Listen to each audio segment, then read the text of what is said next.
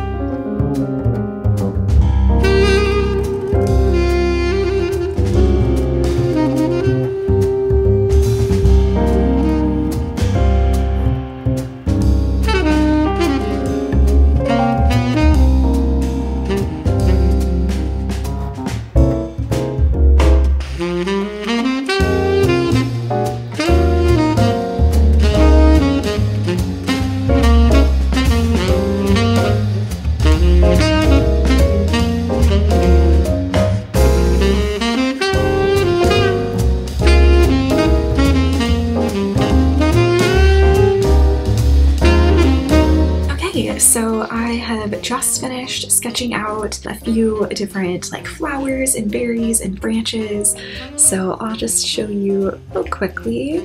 Yeah, I did a few different little like clusters and pine leaves and a few different things, and I think I want to do one more sheet of sketches just so that I have like a wide variety of different pieces to choose from as I'm designing my patterns. So I did stop and make a little bit of coffee, and this is one of my Christmas patterns that I designed, so it's helping me get in the mood. And yeah, so let's just fill out one more sheet and then we can go ahead and play around with some of the colors.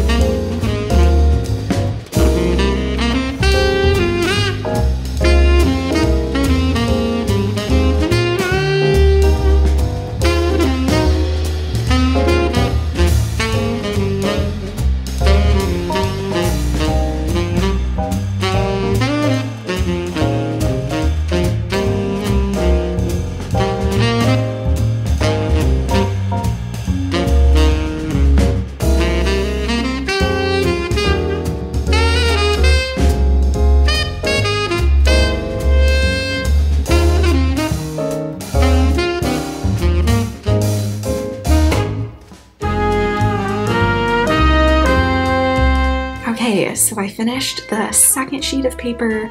This one was a little bit tinier, so the pieces are a little bit smaller, but that's okay. Still had a lot of fun painting or drawing all of these. I think they're really cute.